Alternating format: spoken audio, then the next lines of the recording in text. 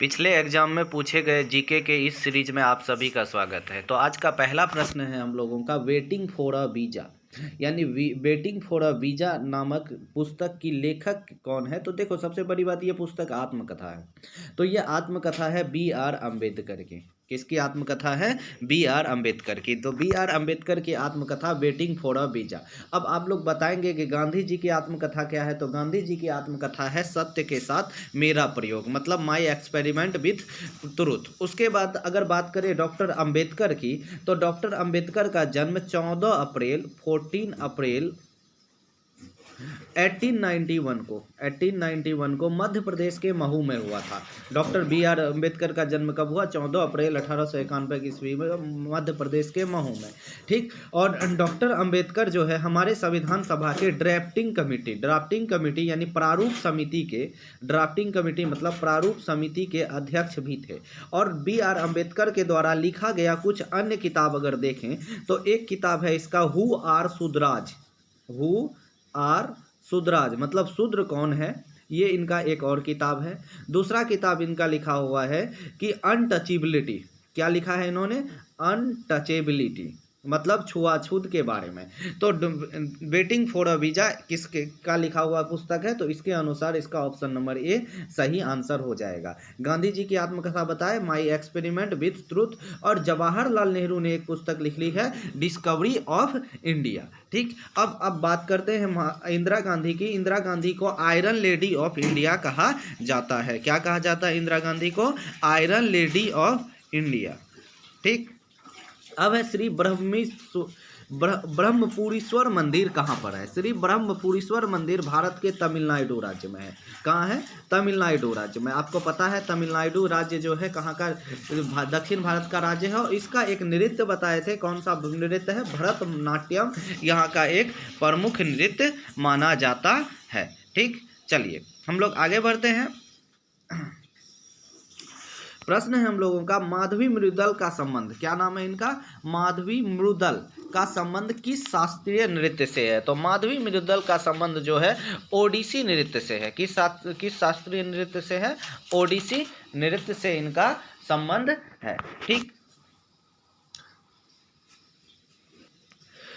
तो समझ में आ गया, माधवी मुदल का संबंध ओडिसी शास्त्रीय नृत्य से है, जिसको 2000 ईस्वी में संगीत नाटक अकेडमी पुरस्कार से सम्मानित भी किया गया था। अब आते हैं 79 नंबर क्वेश्चन में। सिंधु घाटी सभ्यता में द ग्रेट बाथ मतलब विशाल स्नानागार कहाँ प्राप्त हुआ? तो देखिए, सिंधु घाटी सभ्यता का जो सबसे बड़ा विशाल स्नानागार है वो प्राप्त हुआ मोहनजोदड़ो में। कहाँ प्राप्त हुआ है? मोहनजोदड़ो में। और आपको पता है लोथल क्या है? लोथल एक बंदरगाह है। लोथल क्या है? बंदरगाह।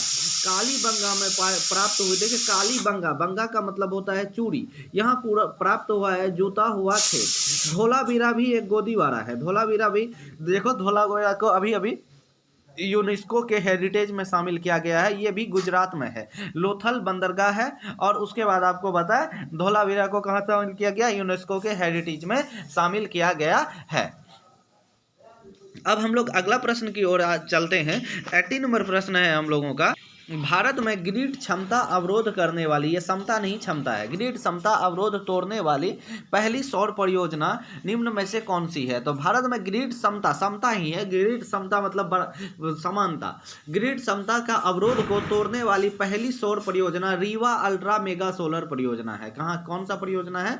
रीवा अल्ट्रा मेगा सोलर परियोजना। तो ऑप्शन नंबर डी इनका सही आंसर हो जाएगा। देखिए, इस परियोजना का शुभारंभ जो है प्रधानमंत्री मोदी ने वीडियो कॉन्फ्रेंस के माध्यम से किया है। अगला क्वेश्चन है बाल विवाह निषेध अधिनियम किस वर्ष पारित हुआ? तो बाल विवाह निषेध अधिनियम 1929 में पारित हुआ, आपको पता होगा। और आपका जो है भारत का संवैधानिक विकास जो हुआ सबसे बड़ा 1935 के अधिनियम से। और 1935 से भारत शासन अधिनियम 1935 द्वारा ऐसे ढेर सारे अधिनियम लागू हमारे संविधान में सीधा सीधा कर दिया गया है। तो अब यहाँ प्रश्न था कि बाल विवाह अधिनियम कब लागू हुई? तो बाल विवाह अधिनियम 1929 में शारदा एक्ट के नाम से जाना जाता है। कि कौन सा एक्ट? याद रखिएगा, शारदा एक्ट। शारदा एक्ट आया 1929 में, इसी को बाल विवाह निरोध अधिनियम कहा गया। इसके तहत लड़की का विवाह कम से कम आयु जो है 14 वर्ष कर दी गई। लड़की का विवाह का आयु 14 वर्ष और लड़कों का विवाह का आयु 18 वर्ष कर दिया गया। किसके तहत? शारदा एक्ट के तहत। अगला प्रश्न है हम लोगों का, अविकसित और तकनीकी रूप से पिछड़े समाज में, क्या बोल रहे हैं? अविकसित और तकनीकी रूप से पिछड़े समाज में जनसंख्या वृद्धि कम क्यों होता है? तो सिंपल सी बात है, देखिए अविकसित है तो इसका मतलब है कि जन्म दर अधिक होगा। क्या होगा? जन्म दर अधिक होगा। और अविकसित के साथ साथ क्या है? पिछड़ा भी है, तो मतलब हॉस्पिटल वगैरह की सुविधा नहीं होगी, तो मतलब मृत्यु दर भी अधिक होगा। तो इसीलिए उसकी जनसंख्या वृद्धि क्या हो जाती है? कम हो जाती है। तो अविकसित समाज में क्या होती है? मृत्यु दर और जन्म दर दोनों कम हो जाता है। लेकिन जब बात करें विकसित समाज में, उसमें भी क्या होता है? जनसंख्या वृद्धि कम होती है। लेकिन कारण क्या होता है कि ऐसे लोगों में जन्म दर ही कम होती है और मृत्यु दर भी कम होती है, जस्ट इसका ऑपोजिट। क्योंकि विकसित समाज में मेडिकल सुविधा होने के कारण लोगों की क्या होती है? मृत्यु कम होती है, इलाज हो जाता है बीमार पड़ने पर। तो विकसित समाज में मृत्यु दर कम होता है और लोग शिक्षित होते हैं तो जन्म दर भी कम हो जाता है। तो इसका मतलब विकसित समाज में भी जनसंख्या वृद्धि कम होती है, लेकिन कारण जस्ट इसका उल्टा है। तो इस क्वेश्चन का आंसर क्या होगा कि यहाँ मृत्यु दर भी अधिक होती है और जन्म दर भी अधिक होती है। चलिए 83 नंबर क्वेश्चन की बात करते हैं। पृथ्वी की महासागरीय ऊपरी क्रस्ट में मुख्य रूप से क्या होता है? आपको पता है सबसे भीतरी क्रस्ट आपका क्या होता है, उसके बाद फिर मध्य क्रस्ट, फिर ऊपर वाला भाग। तो सियाल, सीमा, नीफे। तो अब ये पूछ रहा है सबसे ऊपरी क्रस्ट मतलब सियाल, SIAL। SI से होगा सिलिकॉन, AL से होगा एल्युमिनियम। तो सबसे ऊपरी क्रस्ट में क्या होगा? सिलिकॉन और एल्युमिनियम। तो यहाँ से इसका ऑप्शन नंबर क्या हो जाएगा? नहीं, ये महासागरीय ऊपरी पृष्ठ पूछ रहा है, ये इसका नहीं होगा। तो इसका आंसर होगा महासागरीय ऊपरी पृष्ठ सिलिका और मैग्नीशियम। क्या होगा? सिलिका और मैग्नीशियम होगा। धरती का अगर पूछता भूपट्टी का ऊपरी परत तो सियाल होता, लेकिन यहाँ सिलिका और यानी मैग्नीशियम होगा, सीमा होगा। निम्न में से किस राज्य में गोंचा महोत्सव मनाई जाती है? तो आप लोगों को बताया कि किस राज्य में कौन सा फेमस महोत्सव मनाई जाती है, इससे भी एक प्रश्न रहता ही रहता है। तो छत्तीसगढ़ राज्य में गोंचा महोत्सव मनाई जाती है। कौन से राज्य में? छत्तीसगढ़ राज्य में मनाई जाती है आपका गोंचा महोत्सव। अगला प्रश्न, अब गोंचा महोत्सव रथ यात्रा के समय मनाया जाता है। गोंचा त्योहार चालुक्य वंश के शासकों द्वारा शुरू किया गया था। कौन से वंश के द्वारा? चालुक्य वंश के शासकों के द्वारा शुरू किया गया था। 85 नंबर क्वेश्चन जो है हम लोगों का, चींटी के डंक में प्राकृतिक रूप से क्या पाया जाता है? तो देखिए चींटी के डंक में पाया जाता है फॉर्मिक अम्ल। कौन सा अम्ल? फॉर्मिक अम्ल। और आपको पता होगा कि फॉर्मिक अम्ल ऑप्शन में नहीं है, तो फॉर्मिक अम्ल का ही आयुपेक नाम है मेथेनोइक अम्ल। कौन सा अम्ल? मेथेनोइक अम्ल। लैक्टिक अम्ल किसमें पाया जाता है? तो लैक्टिक अम्ल पाया जाता है दही में। ठीक, उसके बाद सिट्रिक अम्ल किसमें पाया जाता है? तो सिट्रिक अम्ल पाया जाता है नींबू में। और बात करते हैं ऑक्जेलिक अम्ल। ऑक्जेलिक अम्ल पाया जाता है टमाटर में। किसमें पाई जाती है? टमाटर में। ऑक्जेलिक अम्ल टमाटर में, लैक्टिक अम्ल दही में, सिट्रिक अम्ल पाई जाती है किसमें? सिट्रिक अम्ल पाई जाती है नींबू में। किसमें? नींबू में। तो यहाँ तक आप लोगों को समझ में आएगा। और चींटी के डंक में फॉर्मिक अम्ल पाई जाती है। फॉर्मिक अम्ल का एक और नाम क्या है? मेथेनोइक अम्ल है। तो आप लोगों को समझ आ गई? स्क्रीनशॉट लेना चाहते हैं तो ले सकते हैं। चलते हैं हम लोग 86 नंबर प्रश्न की ओर। 86 नंबर प्रश्न है हम लोगों का कि विद्रोह प्रभावित क्षेत्रों में खेलों को बढ़ावा देने के लिए सहाय योजना भारत के किस राज्य द्वारा शुरू की गई? तो देखिए सहाय योजना शुरू की गई है झारखंड के द्वारा। किसके द्वारा? झारखंड के द्वारा। देखिए झारखंड में विद्रोह प्रभावित क्षेत्र में खेल को बढ़ावा देना है। क्या देना है? खेल को बढ़ावा, ताकि उसमें देखिए खेलने से क्या होती है? टीम भावना का उत्पत्ति होता है, एक दूसरे के प्रति मिलजुल कर रहते हैं तो विद्रोह खत्म हो जाती है। तो ये एक अच्छा कदम है झारखंड के मुख्यमंत्री हेमंत सोरेन का। ठीक, अगला जब हम लोग बात करते हैं, अगला प्रश्न है निम्न में से कौन सा नृत्य शैली उन महिलाओं की व्यथा मतलब होता है दुख को दर्शाती है जिसके जीवन साथी घर से दूर चला जाता है? तो ये भी नृत्य का एक अद्भुत शैली है और ये नृत्य शैली है आप लोगों का बिरहा।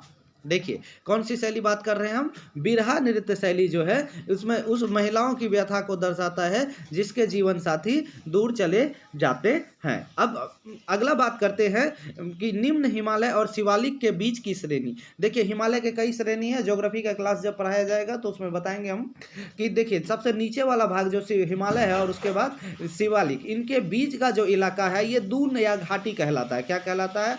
दून या घाटी, जिसमें बसे कई शहर जैसे देहरादून, अफलातून, इस तरह का जगह आप सुने होंगे। तो देहरादून एक फेमस जगह है।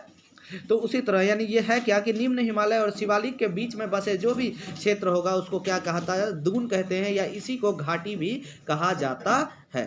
ठीक, चलिए अब हम लोग अगला प्रश्न की ओर आते हैं कि इलेक्ट्रिक रूम हीटर पर युक्त तार की कुंडली को क्या कहते हैं? तो फिलामेंट कहा जाता है। एलिमेंट लिख दिया है, क्या होगा? फिलामेंट कहा जाता है। 90 नंबर क्वेश्चन है, A.R. रहमान कितने ग्रैमी पुरस्कार जीते? आपको पता है भारत के एक महान म्यूजिशियन कंपोजर A.R. रहमान, तो A.R. रहमान ने टोटल 2 ग्रैमी पुरस्कार जीते हैं। कितने ग्रैमी पुरस्कार? 2 ग्रैमी पुरस्कार उन्होंने जीता है।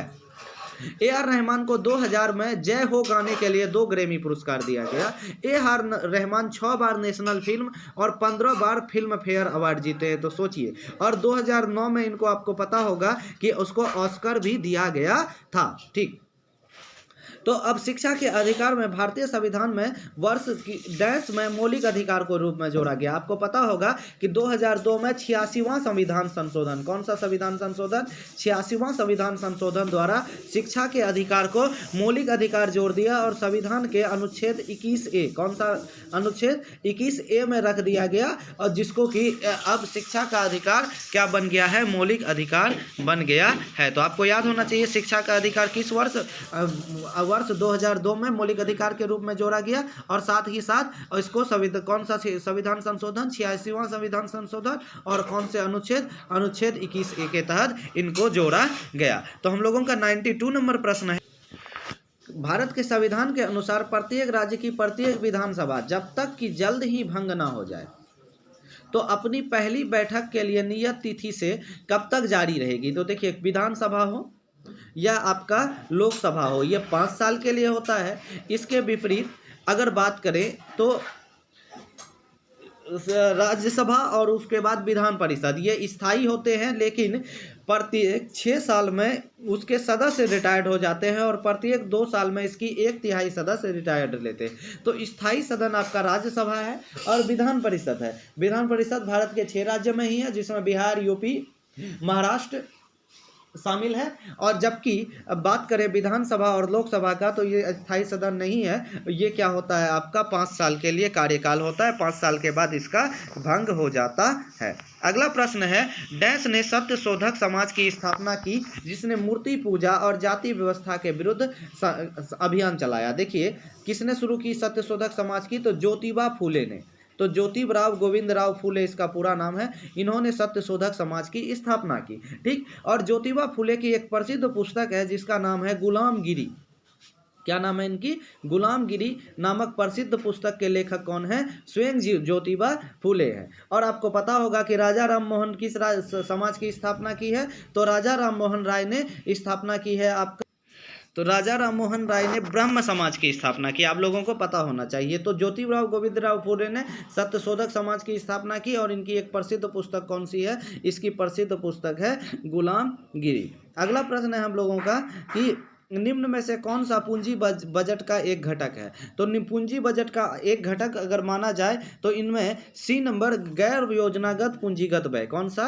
गैर योजनागत पूंजीगत व्यय जो है एक पूंजीगत बजट का एक घटक माना जाता है। अब खरीफ फसल किस मौसम में उगाई जाती है? देखिए, ये नहीं पूछा जा रहा है बोई कब जाती है, काटी कब जाती है, उगाई कब जाती है, मतलब बोने और काटने के बीच का समय पूछ रहा है। ये वर्षा का मौसम होगा। क्या होगा? वर्षा का मौसम। निम्न में से भारत का किस राज्य में लिंगानुपात सबसे अच्छा है? तो आपको बताया केरल का लिंगानुपात सबसे अच्छा है। 1094 लड़कियां हैं प्रत्येक 1000 पुरुष पर। तो 1084 कितना? 1084 लड़कियां हैं प्रत्येक 1000 पुरुष पर। तो सबसे अच्छा लिंगानुपात किसका है? केरल का है। जबकि सबसे खराब लिंगानुपात आप लोगों को पता होना चाहिए कि हरियाणा का है, जो कितना है? मात्र 879। कितना? 879। घटते जाइए, 889 जो है इसका 79 जो है इसका लिंगानुपात है हरियाणा का। अब हम लोगों का 97 नंबर जो प्रश्न है, 97 नंबर प्रश्न की ओर हम लोग बढ़ते हैं। 97 नंबर प्रश्न है, निम्न में से कौन सा कालक्रम तुगलक वंश के शासकों के लिए सही कालक्रम है? तो निम्न में से कौन सा, देखिए आपको पता होना चाहिए कि तुगलक वंश का जो शासक है तो सबसे पहले आया है गियासुद्दीन तुगलक। कौन सा? कौन? गियासुद्दीन तुगलक। उसके बाद मोहम्मद बिन तुगलक, उसके बाद फिरोज शाह तुगलक। तो ऑप्शन नंबर डी इसका क्या होगा? बिल्कुल करेक्ट आंसर होगा। हम लोगों का आता है 98 number question, Vijay Hazare trophy किस टीम में जीती कि 2021-22 में किसने जीती? तो विजय हजारे ट्रॉफी आपको पता होना चाहिए कि ये क्रिकेट से संबंधित है और इसमें इस बार हिमाचल प्रदेश ने जीती थी। 2021-22 में किसने जीती? हिमाचल प्रदेश ने विजय हजारे ट्रॉफी अपने नाम कर लिया। अगला है आईएसएल, देखिए आईपीएल नहीं है, ये आईएसएल ही है। हैदराबाद एफसी ने किस टीम को हराया? तो हैदराबाद एफसी ने आईएसएल को केरल ब्लास्टर्स एफसी को हराया। किसको हराया? केरल ब्लास्टर एफसी को हराया। ये करंट अफेयर से संबंधित प्रश्न है ये दोनों। अगला क्वेश्चन है, निम्न में से किस व्यक्ति को सितंबर 2022 में भारतीय वायुसेना का प्रमुख, आपको तीनों सेना का प्रमुख याद होना चाहिए, तो भारतीय वायुसेना का प्रमुख कौन है? विवेक राम चौधरी को भारतीय वायुसेना का 27वां प्रमुख बनाया गया। किसका? 27 नंबर का, 27 नंबर का। और आपको पता होना चाहिए कि आर हरि कुमार जो है आपका जल सेना यानी नौसेना का प्रमुख है और मनोज पांडे आपका थल सेना का प्रमुख है। कौन है? मनोज पांडे थल सेना का प्रमुख। तीनों सेना का प्रमुख अगर देखें तो मनोज पांडे थल सेना, हरि कुमार हरि कुमार क्या है आपका जल सेना का प्रमुख और विवेक राम चौधरी आपके वायु सेना का प्रमुख है। तो हम लोग आते हैं अब पिछले क्लास मतलब क्लास से हम लोगों का जो हुआ उसके रिवीजन के और आगे बढ़ते हैं।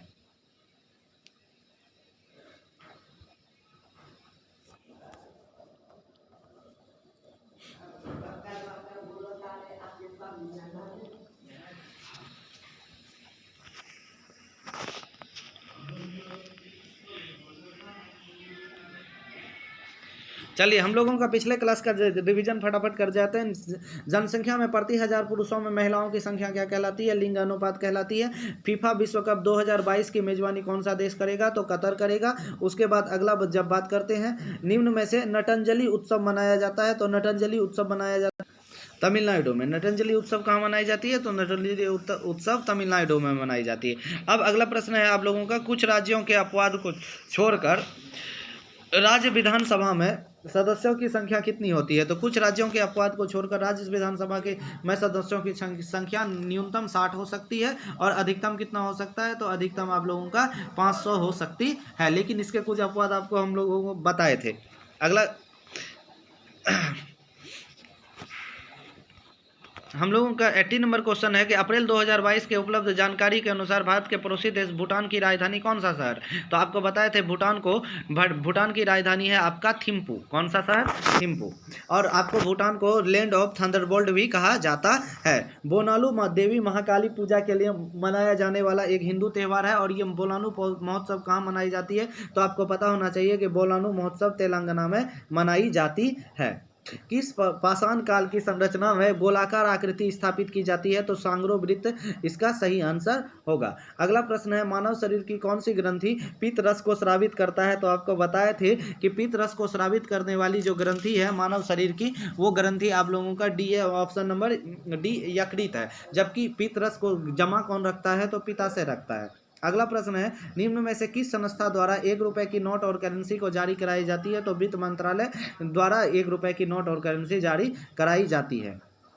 भारतीय संविधान के मौलिक अधिकारों के विचारों को कहां से लिया गया है? मौलिक अधिकार संयुक्त राज्य अमेरिका से, नीति निर्देशक तत्व आयरलैंड से, संसदीय और संघीय व्यवस्था ब्रिटेन से और प्रस्तावना की भाषा ऑस्ट्रेलिया से लिया गया है। तो अगला प्रश्न हम लोगों का 86 नंबर प्रश्न है, सत्रिया नृत्य किस राज्य की शास्त्रीय नृत्य है? तो सत्रिया असम की शास्त्रीय नृत्य है। कौन सा राज्य का? सत्रिया नृत्य असम की शास्त्रीय नृत्य है। निम्न में से कौन सी नदी बंगाल की खाड़ी में गिरती है? तो आपको बताए थे कि समानता एक ट्रिक है। कौन सा? समानता, मतलब जिसमें से समानता में स्व से साबरमती, म से माही और न से नर्मदा, ता से ताप्ती जो है आपका इधर उल्टा दिशा में कहाँ गिरने वाली? अरब सागर में गिरने वाली नदी है। जबकि इसके अलावा जो बच गया इसमें से कौन सा बच गया? गोदावरी नदी बंगाल की खाड़ी में गिरने वाली नदी है। निम्न में से कौन सी भारतीय इतिहास की पहली महिला है जिसे राज्यसभा के सदस्य के रूप में नामित किया गया? तो रुक्मणी देवी अरुणडेल को राज्यसभा के सदस्य के रूप में नामित किया गया। निम्न में से किसने टोक्यो ओलंपिक में भाला फेंक प्रतिस्पर्धा में स्वर्ण पदक जीता? तो भाला फेंक प्रतिस्पर्धा में स्वर्ण पदक हमारे नीरज चोपड़ा जी जीते थे। उसके बाद अगला प्रश्न हम लोगों का है कि डैश में सभी निर्जीव घटक शामिल होते हैं, जैसे बादल, हवा, धूल, भूमि, पहाड़, नदियां, कुछ भी। तो ये कौन सा है? तो अजैविक वातावरण में सभी निर्जीव घटक शामिल होते हैं। निम्न में से किस तत्व की परमाणु त्रिज्या अधिक होती है? तो परमाणु संख्या के उल्टा परमाणु त्रिज्या लिथियम होगा। अगला प्रश्न है 2021 की आईसीसी T20 पुरुष वर्ल्ड कप 2021 की आईसीसी पुरुष वर्ल्ड कप की मेजबानी कौन कर रहा है? तो ऑप्शन नंबर बी संयुक्त राज्य अमेरिका और ओमान इसकी मेजबानी कर रहा है। समुद्री जल के ऊपर उड़ उठे भागों के तलीय तटों को क्या कहा जाता है? तो आपको बताए थे समुद्र भृंगु या सी क्लिफ कहा जाता है। क्या कहा जाता है? समुद्र भृंगु या सी क्लिफ कहा जाता है। पंडित रविशंकर को 1967 में किस एल्बम के लिए ग्रैमी पुरस्कार दिया गया? तो पंडित रविशंकर को 1967 में ग्रैमी पुरस्कार दिया गया है उसके द बेस्ट मीट्स ईस्ट के एल्बम के लिए। अकबर का राजस्व मंत्री कौन थे? टोडरमल थे। अकबर का राजस्व मंत्री कौन है? तो टोडरमल अकबर के राजस्व मंत्री हैं। तो हम लोगों का अगला प्रश्न है कि भारत के निम्नलिखित में से स्वतंत्रता सेनानियों में से 1943 में आज़ाद हिंद फौज को किसने पुनर्जीवित किया? तो सुभाष चंद्र बोस इसका ऑप्शन सही होगा। लेकिन अगर पूछे आज़ाद हिंद फौज किसकी दिमाग की उपज थी? कैप्टन मोहन सिंह की। लेकिन इसकी स्थापना किसने किया था? तो रास बिहारी बोस ने किया था। अल्लारू सीताराम राजू किस राज्य से संबंधित है? आंध्र प्रदेश से संबंधित है। जगन्नाथ टाउनशिप योजना कहाँ शुरू की गई? तो जगन्नाथ टाउनशिप योजना जो है शुरू किया गया है आप लोगों का आंध्र प्रदेश में। सुंदरी वृक्ष पाया जाता है सुंदरबन के डेल्टा जो गंगा और ब्रह्मपुत्र के संगम पर है। और गॉन गर्ल नामक पुस्तक किसने लिखी? तो गिलियन फ्लिन ने गॉन गर्ल नामक पुस्तक लिखी। तो चैनल को सब्सक्राइब करना और लोगों से शेयर करना नहीं भूलिएगा।